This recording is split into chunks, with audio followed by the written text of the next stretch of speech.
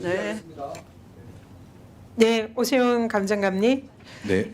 이 감정 결과와 관련해서 이재명 후보에게 유리한 감정 결과가 대선 전에 반영되지 못하게 함으로써 윤석열 당시 대선 후보의 이익을 도모한 검찰의 부패행위다라면서 권익위에 공익신고 접수한 사실 있죠? 네, 있습니다. 네, 권익위 공익신고 중심으로 질문을 하겠습니다. 당시 우리 감정관께서 이재명 후보 관련 부분은 다른 사람들의 필적이 가필될 가능성이 높다라고 상부에 보고했었죠. 가필에 관한 감정서와 필적에 관한 감정서가 별도로 통보되었습니다. 네, 그렇게 보고했는데 선임 감정관이 이를 이유 없이 묵살한 거 맞습니까? 뭐 표현의 차이는 있을 수 있으나 그 예, 일단 맞습니다. 감정관의 의견을 받아들이지 않은 거죠. 예. 근데 왜 그랬다고 생각합니까? 그 당시에는 제가 뭐 특별하게 생각을 뭐 못했습니다. 그리고 이제 지금은 어떻게 생각하세요? 제가 작년 상반기경에 그 보도 영상을 보고 이제 다르게 다른 측면에서 이제 생각을 많이 하게 되고 계속 그 관련 정보를 찾아보고 그렇게 하다 보니 연관성이 있겠구나. 대선에 연관성이 있다 이렇게 판단을 한 거죠. 네. 그때 선임 감정관 위에 그 상부의 지시를 받아서 이런 일이 있었을까요? 당시 수사 검사는 여기에 대해서 어떤 의견을 표명했습니까? 수사 검사 말씀인가요? 네, 저희는 감정 의뢰를 해서 그 감정물을 처리해서 통보를 해주기 때문에 수사 검사하고 소통할 일은 수사 검사의 지시나 뭐 이런 그 결재 이런 건 없었습니까? 수원지검 검사실을 말씀하시는 것 같은데 예 그런 건 없었습니다. 이게 통상 이 감정을 하고 나면 최종 결과가 20일 이내에 결과가 나오도록 예규에 이렇게 규정이 돼 있는데 왜 이 사건을 70일까지 시간을 질질 끌고 대선 직전 하루 전에 발표를 한 겁니까? 그 이유가 뭡니까? 뭐 그 부분도 제가 감정 당시에는 깊이 있게 생각을 해본 적이 없습니다. 근데 지금은 대선 개입과 관련이 있다고 생각을 하는 거죠? 뭐 제가 그런 말씀을 드리는 게 좀 조심스럽긴 합니다. 예. 지금 이 사안이 결론을 이렇게 지연을 시킨 책임자가 누구다라고 생각합니까? 당장 제 직근 상급자들도 있겠지만 뭐 그 직근 상급자 외에도 있을 거라 생각을 합니다. 그 관련 보고 회의를 계속 지연시키는 회의가 있었는데 그때 회의를 내부에서 지연시키는 그런 의견을 낸 사람이 누구입니까?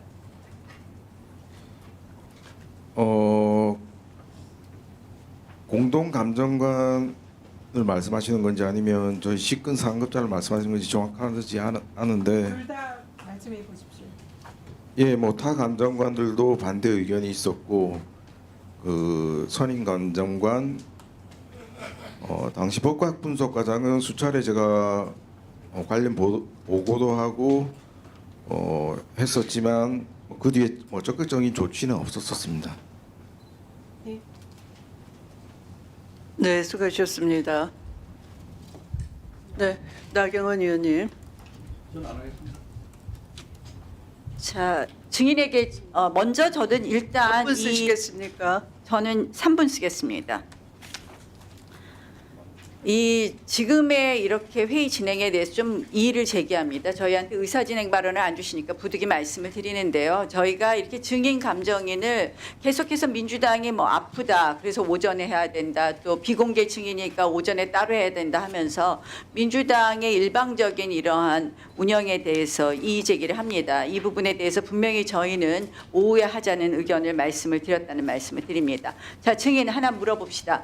감정 예규가 바뀐 것에 대해서 이유를 아십니까? 최근에 개정된 아니 2022년 12월에 예. 감정 예규가 갑자기 바뀌었다. 예. 그거는 뭐 윤 전 대통령을 위한 감정 예규의 변경이었다 이런 취지였던 것 같아요. 자, 감정 예규가 바뀐 이유를 아십니까? 감정운영위원회가 소집되고 그 뒤에 이제 개정 작업을 해서 개정된 걸로 알고 있고 그 과정은 제가 전혀 알지 못했습니다. 그러니까 그리고 이 부분에 그 대해서는 개정 알지 못하고 다만 이런 의혹 제기가 지금 민주당 쪽으로서 있는 것이네요. 자, 그러면 이 감정 예규에 대해서 대검 차장, 예. 이 감정 예규가 원래부터 뭐 운영위원회가 소집되고 이런 절차를 거쳐서 했다고 하는데 예. 이것이 원래 예정되어 있었던 겁니까? 아니면 뭐 갑자기 12월에 갑자기 대통령 사건과 관련해서 이거 바꾸자 해서 바꾼 겁니까? 제가 알기로는 2022년 12월에 국제 기준 코라스라고 문서 감정 국제 표준 기준에 있습니다. 아마 네. 그 표준 기준이 3인 합의제로 하는 게 원칙이다 해서 3인 합의제가 서로 3인의 의견이 맞지 않으면은 판단 불능으로 가라는 그 표준 조항이 있습니다. 아마 그 조항에 맞춘 것이 아니냐 그렇게 생각하는데 정확한 개정 이유는 저도 잘 모르는 상황입니다. 그러면 결국은 국제 표준 기준이 그 즈음에서 바뀌었고 그 국제 표준 기준에 맞춰서 우리도 감정 예규를 변경했다. 이렇게 정리가 되면 될까요? 국제 표준 기준이 그 전에 그 쯤에 바뀌는지는 저로서도 잘 모르는. 그러면 그 시점이라든지 이런 부분을 좀 정리해서 예. 그것이 왜 그러니까 지금 말씀은 어쨌든 국제 표준 기준에 우리가 기준 절차가 맞지 않았고 예. 그런 이유로 우리의 기준도 바꿨다라는 이야기 아니십니까? 예, 그렇습니다. 그게 결국은 국제 표준 기준이라는 것에 우리가 맞춰서 해야 되는 것은 맞는데 그 시점에 대해서 좀 정리해 주시면 좋겠습니다. 예, 알겠습니다. 자, 문서 감정실장께 좀 질의하겠습니다. 지금 이제 두 가지 사건인데 장영하 위원장 사건이 유죄가 되면서 이 부분에 대해서 민주당에서 그 이재명 대통령 제가 1분 더 쓰겠습니다. 이재명 대통령 조폭 연루설은 허위이다 이렇게 주장하고 계신데 지금 이 판결은 결국 장영하 위원장이 이 허위에 대한 1분 더 쓰겠습니다. 허위 마이크 넣어주세요. 이 보니까 나오면 하십시오.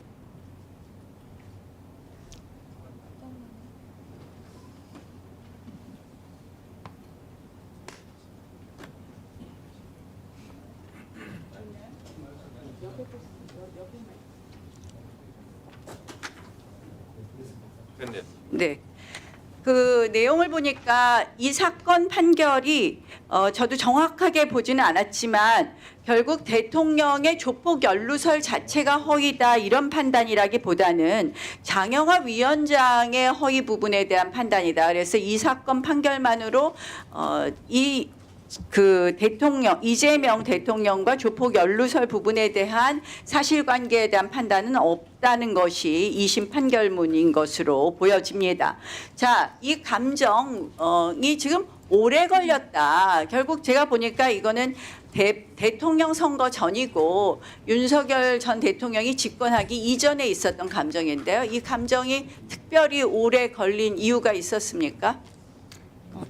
저도 언론을 보고 70일이라는 거를 알게 됐는데 아까 그 다른 위원님께서 말씀하신 20일 이내는 근무일 기준 우리 규정상 20일 이내고 달력 기준이면 한 달 정도 됩니다. 원래 규정상. 그런데 이제 이거는 70일이니까 한 2배 정도 걸린 거고 그래서 제가 2021년도 그 저희가 감정 통보했던 건의 통계를 보니까 60일 이상 도과돼서 통보한 건이 14건이 있었습니다.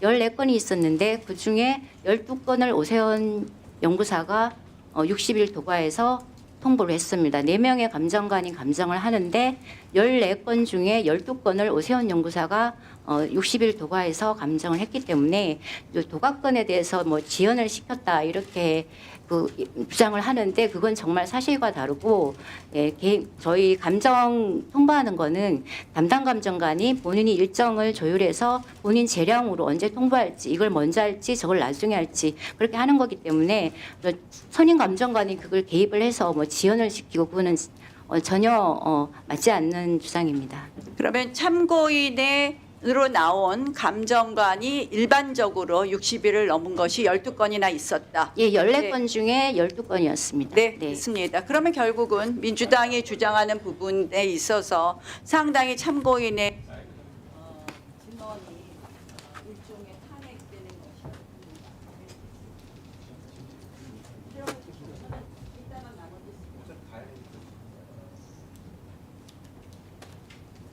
질의하겠습니다. 네. 박은정 의원님 질의해 주세요. 2분. 네.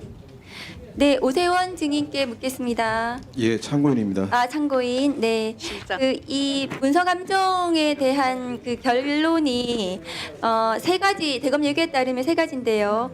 인정됨, 가능성 높음, 판단 불명 이 세 가지인데 이 사건은 합의 의견 도출 실패 뭐 이렇게 나온 것 같거든요. 네. 합의를 하면 되는데 그리고 본인이 주인 감정관이셨잖아요. 네. 그리고 조작되었다고 본인은 감정 결론을 내셨고요. 가필 조작될 가능성이 높다 이렇게 가필되었다 이렇게 의견을 내셨고요. 예, 감정 예. 의견은 예, 가필이 조작입니다. 그런데 왜 이례적으로 이것은 의견 도출 실패라고 결론이 났습니까? 그런 경우 있었습니까? 550건 중에 2건입니다. 2건이요. 그러니까 이 사건은 주인검 담정관이 조작되었다라고 의견을 냈고 그럼 합의를 자기들끼리 하면 되는데 대선 직전에 이걸 통보하면서 의견 도출이 실패했다라는 잘못된 감정 결과에 따라서 화면 올려주세요. 이 사건은 검찰의 2022년 대선 개입한 사건입니다. 검찰은 이 사건에 대해서 유력 대통령 후보에 대한 선거 그것 낙선시키기 위해서 이것에 대선에 개입한 사건입니다. 이 사건이 지금 최근에 법원에서는 이 장영하 변호사는 이 범행으로 대선에 끼친 영향을 무시할 수 없다라는 판단을 했습니다. 그 대선은 0.73%로 이 유력 후보가 진 사건이거든요. 검찰이 조직적으로 2019년도부터 윤석열 검찰이 윤석열 대통령 만들기 프로젝트가 가동이 되었고 이 사건도 그 맥락 속에서 진행됐다 이렇게 저는 생각을 합니다. 지금 공익신고자이신데 심정을 좀 얘기를 해주세요. 참고인 네. 심정을 좀 얘기를 해주세요. 이 사건으로 공익신고까지 하셨는데. 예, 지난 대략 몇 년간 좀 스트레스도 많았고 신체적으로 정신적으로도 많이 힘들었습니다. 저도 일반인으로서 평범한 일상으로 빨리 돌아갔으면 좋겠다는 그런 마음이 간절합니다. 이상입니다. 네, 수고하셨습니다.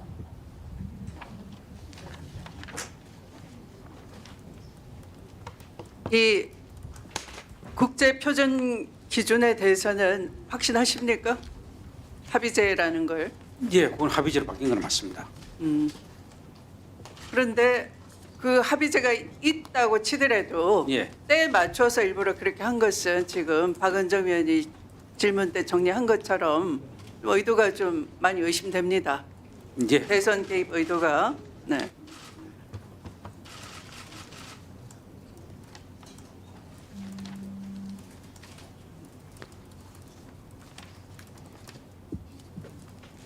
또 오세원 참고인에게 질의하실 위원님 안 계십니까?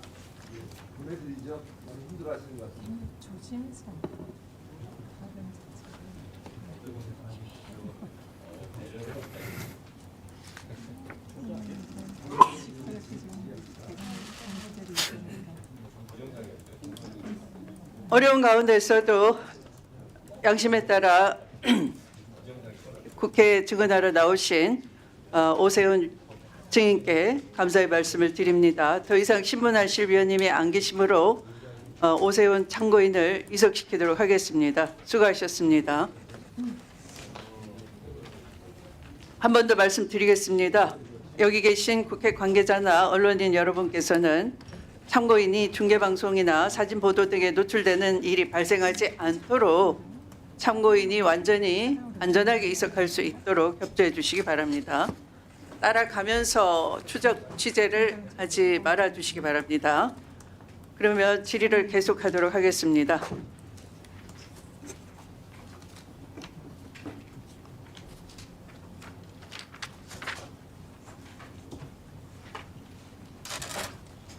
전현희 위원님부터 질의 시작해 주십시오.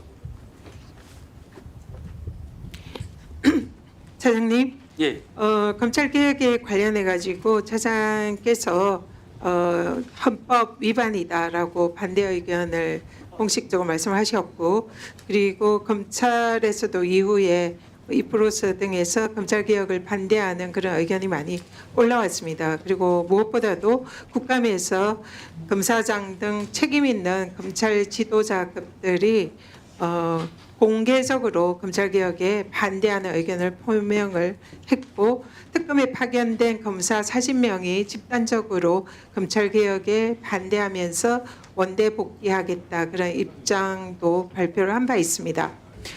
검찰이 공무원입니까 아닙니까? 공무원입니다. 국가공무원법 규정의 적용 대상이죠. 예, 그렇습니다. 네, 우리 검찰이 공무원으로서 정치적 중립 의무가 있고, 그리고 또 소속 행정부 정부에 대해서 그 내용에 대해서 공무원의 복종 의무도 있습니다. 예, 그래서 그런 상황에서 검찰총장 직무 대행을 하는 우리 차장께서 공개적으로 정부의 정책에 반대를 표명을 하고, 또 사실상 그로 인해서 검찰의 그런 검찰개혁에 저항하는 내부 목소리가 계속 분출이 되고 있다, 이렇게 지금 생각을 합니다. 거기에 대한 입장 지금 어떻습니까? 저희 검찰에서 검찰 개혁을 반대하는 입장은 지금 아닙니다. 차장님 입장만 묻습니다. 그렇게 이미 말씀을 하셨기 때문에 아닙니다. 위헌이라고 얘기를 했어요. 저 위헌이라고 말씀드린 것은 아니고, 제가 말씀드린 워딩은 헌법에 명시되어 있는 검찰이 법률에 의해서 바뀌게 됐다, 요 표현만 했지 그것이 위헌이라고 표현했습니다. 지금 그러면 검찰개혁에 반대하는 것 아니다는 그런 얘기입니까? 예, 저희들도 검찰이 좋은 방향으로 개혁은 돼야 된다는 것은 공감을 하고 있습니다. 그럼 언론이 오보네요? 뭐 서로 이야기하는 입장을 받아들이는 온도의 차이가 아닐까 싶습니다. 그럼 내부에서 검찰개혁에 집단적으로 반발하는 이 부분은 국가공무원법 위반이고 정치적 중립 의무를 위배했고 집단행위 금지라는 그런 공무원법 규정 위반 아닙니까? 예, 의원님, 지금 파견 나가 있는 검사들이 뭐 복귀하겠다는 그 말씀 저도 들었는데, 그 부분은 수사를 온전히 다 종결을 하고 검찰로 복귀할 수 어떤 있도록 형태든지 하라는 정부 정책에 대해서 집단적으로 이런 의사를 표명하는 것 자체가 정치 행위고 또 집단행위 금지 원칙입니다. 경찰에 대해서도 그렇게 강경한 수사를 했고 징계나 처벌을 하도록 수사를 한 게 검찰 아닙니까? 그리고 교사 등 이 공무원들의 집단행위에 대해서 그동안 검찰이 계속적으로 정치적 중립 의무 위반, 집단행위 금지 위반으로 수사하고 처벌해 왔던 것이 검찰입니다. 그런데 검찰이 지금 현재 이런 정치적 중립을 위반하는 집단행위에 대해서 아무런 조치를 하고 있지 않은 것은, 이거는 국민들의 눈에 보면은 내로남불이다, 이렇게 하지 않겠습니까? 감사원에서도 이 부분에 대해서는 검사들의 걱정을 표현하는 단순한 의견 표현이다, 이렇게 말씀도 있었었고, 저희들도 다들 국가를 걱정하는 마음에서 좀 나온 이야기지, 집단적으로 정치적인 의견을 표현하거나 그런 발언은 아닙니다. 그런데. 그럼 우리 차장님이 그런 입장이라면 지금 전국의 검사들을 향해서 검찰개혁에 관한 우리 검찰청의 입장을 공식적으로 이 자리에서 한번 말씀을 해 주십시오. 예, 저희 검찰들도 검찰이 국민을 위한 검찰로 거듭나야 된다는 공감은 다 형성이 돼 있습니다. 그리고 앞으로 이제 검찰 제도 개혁에서 저희들도 어느 방향이 국민 입장에 다가가는 것인지는 계속 또 저희들 나름대로 의견을 모으고 심도 있게 검토도 해서 좋은 방향으로 나아가기 위해서 그렇게 노력을 할 계획입니다. 검찰개혁에 관해서 앞으로 적극적으로 협조하고 또 그것을 지금 책임 있는 책임자 입장에서 검찰개혁에 관한 이 협조 의무 이행을 제대로 하시겠습니까? 예, 저희들도 국민의 검찰이 되도록 각고의 노력을 다하겠습니다. 네, 이상입니다. 네, 수고하셨습니다. 다음은 주진우 위원님 질의해 주십시오. 총장님, 예. 그 캄보디아 송환자들 행색이 너무 제가 범죄자 같아서 예. 동의를 파악해봤습니다. 예, 예. PPT 좀 띄워주세요. 이미 캄보디아에서 범죄가 단속돼서 추방 명령을 받은 상태에서 캄보디아 이민국에 갇혀 있던 사람들을 지금 전세기 띄워서 데려온 겁니다. 예. 제가 그 캄보디아 현지 언론을 찾아봤거든요. 저게 캄중시보라는 현지 언론이에요. 예. 9월 15일자에 보면 캄보디아 단속반이 아파트를 급습해서 한국인 33명을 무더기로 체포를 했습니다. 저 사진에 나온 번듯한 아파트가 그 범죄 현장이에요. 그리고 기업형 범죄죠, 그러니까. 그리고 저 범죄는 한국인이 주력입니다. 범죄자 대부분이 한국인으로 구성돼 있어요. 그러니까 납치 강요가 아니라 자발적으로 범죄를 한 겁니다. 이번에 송환됐던 64명 중에 저기 체포됐던 33명도 다 포함되어 있는 거죠? 예. 저는 범죄자이면서 피해자? 그런 건 없다고 생각합니다. 협박, 강요, 유인을 당했으면은 피해자인 것이고 저녁에도 휴대폰 안 뺏기고 딱딱하면서 언제든 자기가 범죄를 그만둘 수 있는 상황이 있었으면은 범죄자인 거예요. 그러니까 이번에 범죄자 중에 영장 청구한 사람 다 발부됐죠? 예, 그렇습니다. 그러니까 캄보디아에서 안 들어오려고 했던 거고요. 이번에 구속된 59명 납치, 유인, 살해 같은 강력범죄가 한 건이라도 있습니까? 지금 뭐 수사 중에 있습니다. 저는 저게 지금 기업형 범죄고 지금 납치, 살인 그 영장 청구된 것 중에 그런 혐의로 영장 청구된 사람 있어요? 아직까지 그 보이스피싱 위주로 돼 있고. 그렇죠. 전부 전자금융거래법 위반으로만 되어 있습니다. 네. 캄보디아 정부가 저게 지금 왜 단속이 됐냐면 바로 직전에 보이스피싱 100일 단속 계획을 벌여가지고 단속 작전을 했습니다. 그래서 외국인 2,800명을 적발을 해서 모두 추방령이 내려졌고 우리나라 사람들도 그때 추방령이 내려진 거예요. 그러니까 여러 나라들 중에서 오직 우리나라만 전세기 띄워서 데려온 것 아세요? 그 부분까지는 잘 모르겠습니다. 네. 실종자 살해를 막아야 되는 게 급선무인데 가만 놔둬도 추방될 사람을 저는 마중 나간 꼴이라고 생각하고요. 오히려 캄보디아 언론에서는요. 우리 정부가 전세기 띄워서 범죄자 데려다 주니까 고맙다는 입장까지 발표를 했습니다. 저는 이런 구출쇼를 세금 아깝게 도대체 왜 하는지 잘 모르겠고요. 더 충격적인 거는 범죄자 송환하면서 수사 기록도 안 가져왔고요.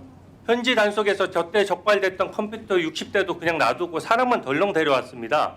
수사 기록 가져왔습니까? 컴퓨터하고 휴대폰 관련 증거 자료는 가져올 수 있는 건 다 가지고 왔습니다. 수사 기록은 가져왔습니까? 수사 기록 만들어진 것이 거의 없었고요. 아, 그럼 캄보디아에 수사 기록이 제대로 만들어진 게 예, 예. 없었습니까? 캄보디아에서는 만들어진 게 저는 증거 부족이 지금 현재 사건 현장이 캄보디아에 있고 증거물, 공범 다 캄보디아에 있는데 지금 구속된 사람들 전원이 다 피해자라고 우기고 있죠? 그죠?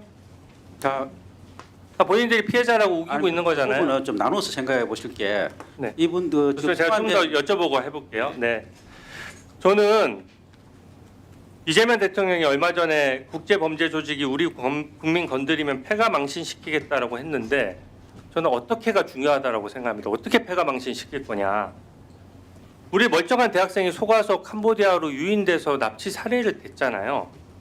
그래서 캄보디아에서 범인을 잡았습니다. 중국인 3명을 잡았거든요. 그 사람들 국내 송환합니까? 절차가 좀 복잡합니다.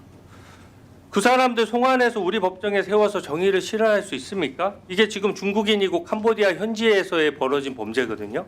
우리 국민을 상대로 한 것이기 때문에. 그러니까 우리 국민을 살해했어도 지금 송환조차 못하는데 저기서 지금 자동으로 추방될 사람들을 데려온 것이니까 저는 이게 좀 문제가 있다라고 생각하고 국제범죄조직은요. 일망타진이 어렵습니다. 왜냐하면 우리나라 수사권이 안 미치잖아요. 우리 수사관들이 압수할 수 있습니까? 현실적으로 불가능합니다. 네. 국제범죄조직은 수사권도 안 미치는데 도대체 어떻게 잡아서 어떻게 패가망신시키나요? 저는 그래서 국내 범죄조직을 일망타진하는 게 우선이라고 본 겁니다. 지금 피해가 너무 심하거든요. 국내 범죄조직이 국제범죄조직과 연계되어 있기 때문에 국내만 잘 잡아도 우리 범죄 피해 확실하게 줄일 수 있거든요. 총장님, 보이스피싱 범죄에 있어서 네. 꼭 그 범죄조직이 범죄에 꼭 필요한 한 가지가 있다면 뭐라고 생각하세요? 돈 벌려고 하는 거기 때문에 돈을 막아야 된다고 생각합니다. 그 말씀도 맞는데 국내 명의의 통장이 반드시 필요합니다. 예. 왜냐하면은 외국 계좌면은 아무리 감언이설로 속아도 우리가 외국 계좌로 송금하는 국민은 없어요. 그러니까 범죄의 제일 첫 단에서 뭐가 이루어지냐면 통장을 우리 청년들 속이거나 아니면은 유인해 가지고 통장을 사거나 또 통장을 만들어서 그 통장으로 입금을 시키는 거예요. 그러니까 이 범죄를 막아야 새로 발생하는 보이스피싱 범죄를 막을 수 있는 겁니다. 가장 첫 단에 일어나는 거 아닙니까? 예. 그렇죠? 그렇습니다. 예. PPT 좀 띄워주세요. 이게 통장을 맨날 정지시켜도 소용이 없는 게요. 제가 이 지금 캄보디아 사건 합동 TF 띄워져 있잖아요. 예. 맨날 회의만 하지 이게 소용이 없는 것이 어젯밤에 제가 또 사이트에 들어가 봤어요. 구글에서 해외 고수익이라고 치고 또 통장 판매라고 쳐봤습니다. 아직도 광고비 내고 버젓이 저 텔레그램 방들 쫙 광고가 떠요. 이것부터 잡는 게 순서 아닙니까? 지금 저기도 지금 이 시간에도 저 사이트에 가입해서 지금 범죄에 유인되는 청년들이 있는 겁니다. 이거를 입구를 안 틀어막고 어떻게 지금 뒷단에 범죄 다 벌어지고 나서 그것만 적발하겠다라고 합니까? 저는 얼마 전에 서울 동부지검에서 캄보디아 범죄 조직 보이스피싱 조직 잘 잡았거든요. 예. 되게 저는 잘했다고 생각합니다. 치하합니다. 올해 7월에 잡았어요. 예. 근데 발표할 때 뭐라고 했냐면 저렇게 유인하는 사이트 철저히 적발해서 범죄 예방하겠다라고 보도자료에 버젓이 발표가 돼 있습니다. 근데 수사가 지나가고 나면은 이런 것들이 지나가 버려요. 저는 검찰의 수사 역량을 민생이라면은 저거에 집중해야 된다고 보는데 어떻게 생각하세요? 예, 의원님 말씀이 전적으로 저도 동의를 합니다. 그리고 조금 전에 의원님께서 말씀하신 그 캄보디아에서 송환됐던 60몇 명이 뭐 범죄자 아니냐. 물론 보이스피싱 범죄 입장에서는 피해자가 맞습니다. 피의자가 맞습니다. 하지만 외국에 불법 감금된 이 부분은 또 다른 피해자이기 때문에 양 측면은 다 있다고 봐야 되지 않나 싶은 생각이 듭니다. 외국 공범들을 데려와야죠 그러면. 예, 외국 예. 공범들은 놔두고 그 사람들만 데려오면 수사가 됩니까? 그리고 그 조금 주신 말씀 통장에 대한 원천 차단 제일 중요한 부분 맞습니다. 그래서 저희들도 지금 동부지검의 보이스피싱 합수단에서 그 파트를 나누어서 그 통장 수사도 사람들만 되는 게 아니 경찰하고 다 합쳐가지고 예, 예. 지금 대규모로 잡지 않으면 지금 버젓이 10개 20개가 있지 않습니까? 저거 수도 없어요. 제가 뽑은 것만 저거예요. 예, 뭐 그렇게 하도록 하겠습니다. 네, 수고하셨습니다. 다음은 박균택 위원님 질의해 주십시오. 우리 노만석 검찰총장 예, 예. 직무대행께 예, 묻습니다. 그 일선 검찰에 대한 국정감사 과정 지켜보셨습니까? 예, 그렇습니다. 예. 느낀 소감이 어떻습니까? 다른 말을 잘하던가요? 아니면은 국민들 분노를 사는 모습을 띈 사람들이 많이 있던가요? 예, 뭐 의원님께서 말씀하시는 그런 부분도 좀 보이긴 했습니다. 이게 윤석열 검찰 당시에 빚어졌던 분명한 문제점들이 예, 있습니다. 예, 유무죄를 따지기 전에 예, 절차상으로 분명히 문제가 있는 부분들이 드러나고 있지 않습니까? 예, 그런데도 그거 가지고도 뻔뻔하게 고개를 들고 큰 소리를 치고 이런 반성 없는 모습, 수구적인 모습을 보다 보니까 국민들이 분노를 하는 분들이 많습니다. 그래서 심지어는 보안 수사권을 검찰에게 남겨두는 것이 바른 거라고 주장했던 저에게 당신 의견에 동조를 자기도 하는 입장이었는데 그 검사들의 태도를 보면 보안 수사권도 인정하면 안 될 것 같다고들 많이 얘기를 하십니다. 우리가 과거에 배웠던 것이 그거 아닙니까? 개인보다는 조직을 우선시하라. 예, 조직보다는 국가를 우선시하라. 이런 얘기를 수없이 들어왔지 않습니까? 예, 그렇습니다. 당연한 공직자 윤리인 것 같습니다. 그런데 그런 태도를 보여서 국민들에게 분노를 사는 사람들은 저는 국가를 위한 마음은 고사하고 검찰 조직을 위한 마음은 고사하고 자기밖에 생각하지 않고 자기의 명예를 드러내고 자기 자존심만 생각하는 그런 부류의 사람들이 아닌가 싶습니다. 그걸 보면서 참 매우 안타까운 생각이 듭니다. 저는 법원의 그 직위원 판사, 예. 조희대 대법원의 문제 그리고 직위원 판사의 문제에 이어서 최근 그 수원에서 왔던 수원 브라더스 3인방이라는 중앙지법의 영장판 전담 판사 3명이 계속 문제를 일으키고 있습니다. 내란 사범들 그리고 또 국정농단 사범들 영장을 다 기각을 하고 있습니다. 말로 해서 안 되다 보니까 결국은 국회가 입법으로 강제적으로 개혁을 시킬 수밖에 없다라는 생각이 들어서 저는 근 시일 내에 아마 오늘 내일이든 그 구속영장 심사 제도에도 국민들이 참여하게 만드는 특별법을 지금 발의를 하려고 준비를 하고 있습니다.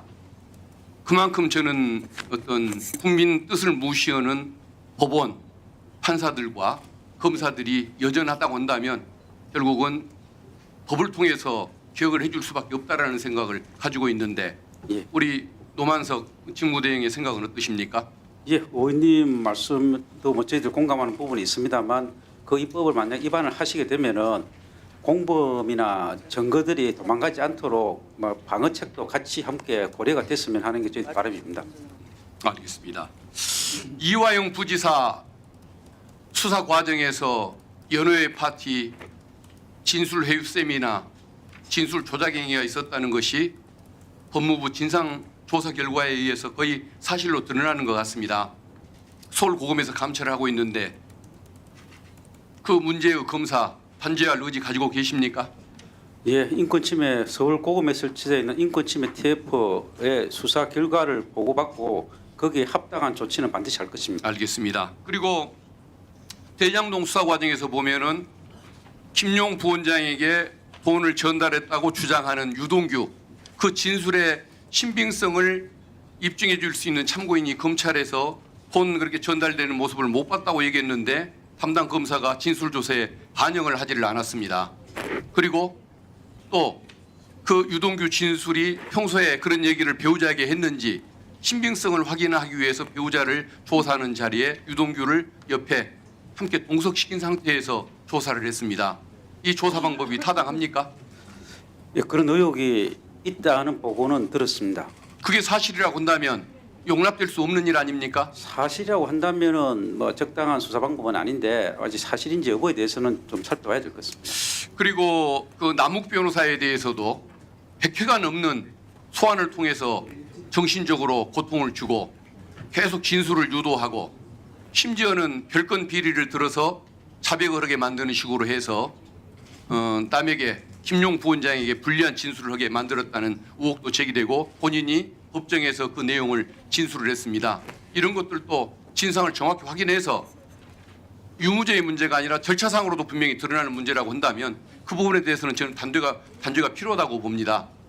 그래서 저는 검찰이 반성할 것은 반성을 하고 단죄할 것은 단죄한 다음에 국민들에게 뭐 인권 옹호기관으로 거듭나겠다. 그걸 위해서 필요한 권한을 달라. 합리적으로 개혁을 해달라. 이렇게 얘기를 해야지. 윤석열 당시에 박성재 장관이나 심우정이나 이창수 검사장과 똑같은 태도를 보이면서 우리는 잘못한 게 없으니까 권한을 달라, 유지시켜달라 이런 얘기를 하면은 어느 국민이 동의를 하고 어느 국회의원이 거기에 대해서 동참을 하겠습니까?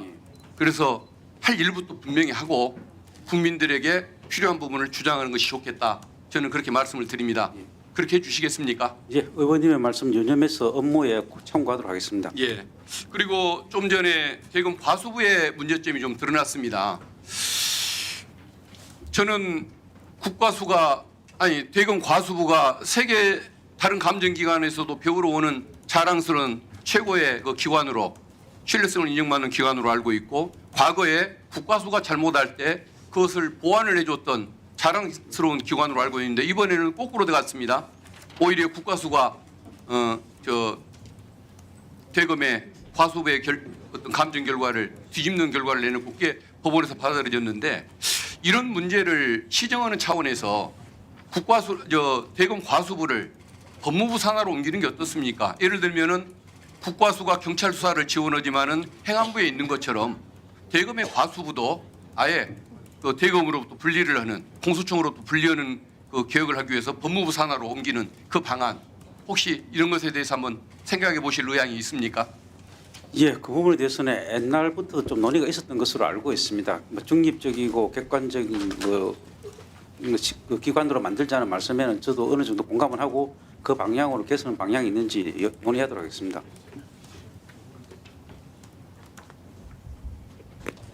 그 과학수사부 예산이 얼마입니까? 죄송합니다. 제가 그까지는 확인을 잘 못했어서 확인해서 말씀드리도록 하겠습니다.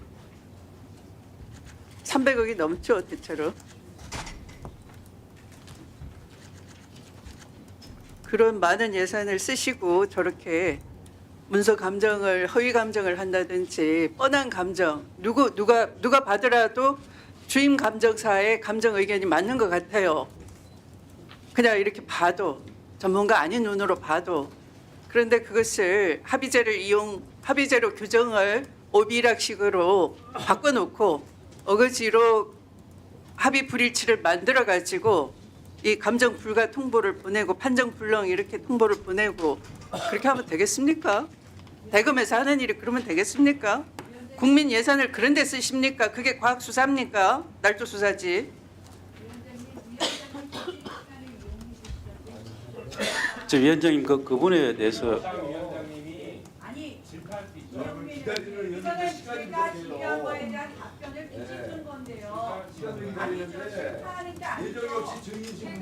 조용히 해주시기 바랍니다. 위원장도 국민을 대신해서 얼마든지 미흡하거나 모순되거나 왜곡된 발언에 대해서는 증인에게 지적할 수가 있습니다. 질의 시간 아니어도 가능합니다. 네. 다음 질의 순서는 신동욱 위원님 질의해 주십시오. 예, 위원장님이 어떤 말로 항변하시더라도 잘못하신 겁니다. 그렇게 하시고 검찰도 그 부분에 대해서 정확하게 답변해 주세요.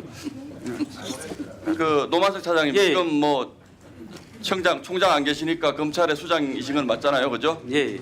근데 지금 이재명 대통령에 대해서 12개 혐의 5개 재판이 진행 중인 건 잘 알고 계시죠? 예, 그렇습니다. 그런데 지금 이제 후배 검사들이 정말 공들여서 해놓은 이 수사를 민주당에서 완전히 다 조작 수사다, 날조 수사다 이렇게 지금 뒤집으려고 하는 것에 대해서 검찰 수장으로서 어떤 소회를 가지고 계십니까? 지금 그 수사에 대해서 뭐 다양한 의혹이 나오기 때문에 국민적으로 이 의혹은 해소를 해야 저희들이 나중에 어떤 결과가 나오더라도 국민들을 설득할 수 있기 때문에 그 의혹 부분은 저희들이 아니요, 그 의혹은 예. 검찰이 수사를 잘못해서 잘못 기소를 했으면 법원에서 판단하는 거 아닌가요? 왜 검찰 수장이 예. 후배들이 뭐 잘못한 거 있을 수 있어요. 그러나 그런 부분에 대해서 검찰 수장이 이렇게 얘기를 하면 되겠습니까? 저는 들어보세요. 그래서 최근에 이제 검찰을 없애는 법안이 지금 통과가 됐잖아요. 예. 근데 저는 검찰 수장이시면 어떤 경위가 됐든 국민에 대한 사죄의 뜻이든 아니면 후배 검사들에 대한 도의적 책임이든 사퇴하셔야 되는 거 아닙니까? 그 자리 계속 앉아 계시고 싶으세요? 뭐 사퇴 부분이야 뭐 인사권자의 뭐 가지고 계시는 거고 제가 공직자가 주어진 일에 최선을 다할 뿐이지 제가 제 거취를 갖다가 그만두니 많이 하는 거는 공직자의 자세는 아니요. 근데 지금 이 벌어지고 있는 이 상황에 대해서 평생을 검찰에 봉직하시고 검찰 수장의 자리까지 오르셨는데 아무 생각이 없으세요? 그냥 뭐 나는 있을 때까지 있겠다 이런 생각밖에 없으세요 지금? 후배들도 지금 여러 가지 앞으로 왜냐하면 현재의 우리 노 차장님의 자세가 중요한 것이 아니고 검찰청이 없어지더라도 굉장히 앞으로 검찰이 해야 될 일이 많습니다. 제대로 된 수사 기소 분리하려면. 근데 지금 검찰 차장님의 이걸 보면 적절치 않다라고 후배들이 지적을 많이 하시는 것 같아요. 그 부분에 대해서 어떻게 생각하시냐고요? 사실 관두는 것은 그렇게 뭐 어려운 부분은 아닙니다. 하지만 검찰청이 없어지면은 저희들이 갖고 있는 수사 노하우, 역량, 올곧이 다른 그러니까 거는 그거를요. 해야 됩니다. 차장님이 뒷수습을 하시기에는 적절치 않다고 생각하는데 왜 그런 제가 말씀을 드리냐 하면 저 녹취 한 번만 좀 들어보시죠.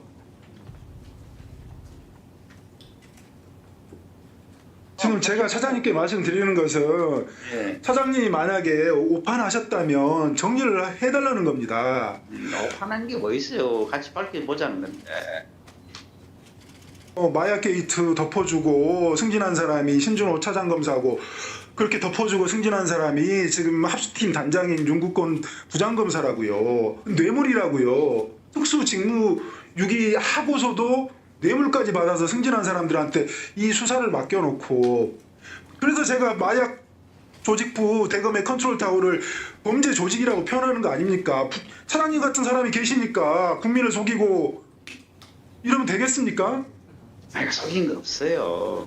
수준을 맞추려면 저를 책임자급으로 차장님이 추천을 하십시오. 그러면 대검 컨트롤 타워일 때 우리 검사장님이 심우정 총장님과 협의해가지고 이 팀을 합수팀을 꾸렸잖아요. 다 알고 꾸렸잖아요. 그걸 거둬들여 달란 말입니다. 수사 중단하라고 지시해 주세요. 진실 안 밝혀도 돼요. 수사 중단해 달라고 지시해 주십시오. 부탁드릴게요. 범죄자가 이 수사를 계속하면 안 됩니다. 자, 차장님, 예. 대한민국 차장님, 검찰 수사 역사에 중단하라고 대한민국 검찰 역사에 이런 경우가 있었습니까? 검찰총장이 이런 통화를 한 역사가 있었겠습니까? 저는 도무지 이걸 보면서 저는 검찰에 특별한 애정 없는 사람입니다. 근데 제 가슴이 정말 무너지는 것 같더라고요. 이게 저렇게 하는 저게 지금 저 녹취에 대해서 언제 통화하신 겁니까? 누가 전화하신 거예요? 전화를 받으신 거예요? 제가 전화할 리가 있겠습니까? 전화를 받으셨는데 예. 그러면 본인의 부하 직원들을 범죄자라고 묘사하는 것에 대해서 단 한마디 항변도 하지 못하고 그럴 리가 있겠습니까? 그리고 지금 경찰 그 백혜룡 경정이 수사 중단하라고 지시를 하시잖아요. 그거에 대해서 차장님이 아무 항변을 못해요. 어떻게 이런 일이 있을 수 있습니까? 제가 뭐 경찰하고 싸워서 뭐 어쩌겠습니까? 그냥 듣고만 있자. 뭐 어떤 생각인지 한번 드러나 보자는 심정이. 그러면 범죄 의혹 제기한 경찰이 아무나 우리 차장님한테 전화해가지고 이런 요구하면 누구누구 수사팀 꾸려주세요. 지금 검찰 수사하고 있는데 못 믿겠어 이렇게 얘기하면 다 들어주십니까? 아마 백혈은 경정 왜 저렇게 전할 사람은 없을 겁니다. 참 말문이 막힙니다. 지금 동부지검에서 하고 있는 합수부 수사 혹시 중간 보고는 받으셨어요?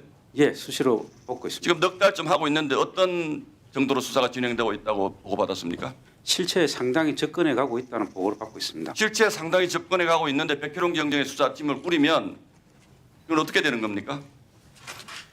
백혈은 그 실체 다르고 이 실체 다릅니까? 아닙니다. 그 맡은 파트가 다른 것으로 좀 조정을 했기 때문에 아마 백혈은 경장도 안에서 뭐 소개 성과를 낼 거라 생각합니다. 아니요, 그 성과와 이 성과는 다른 성과입니까? 아닙니다. 방향이 다르기 때문에 다. 자, 그러면 소기의 성과에 접근하고 있는데 당초 제기됐던 의문, 윤석열 대통령 부부가 통치자금 또는 내란 자금을 만들기 위해서 마약 게이트를 마약 카르텔의 두목 역할을 했다. 그 부분에 대해서 진전된 수사 내용이 있습니까? 진전된 내용은 없습니다. 없죠. 예. 검찰의 최정예 수사팀 그것도 가장 신뢰하는 임원정 검사 지휘하에 넉 달에서 아무 진전된 내용이 없는데 지금 갑자기 백혜룡 경정이 수사하면 뭐가 달라지겠습니까? 특히 자 들어보세요. 지금 관세청에서 뭐라고 얘기했냐면 그 세관 직원 그 카르텔을 봤다는 그 세관 직원 마약범을 봤다는 그 세관 직원 당일날 근무 안 했다는 거고요. 또 마약이 들어왔다는 5번 6번 게이트 당일날 운영 안 했다고 얘기합니다. 이 정도면 이게 망상에 가깝다는 합리적 의심은 누구나 할 수 있는 거예요.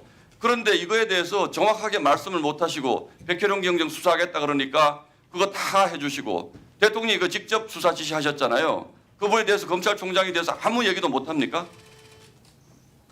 한번 말씀해 보세요.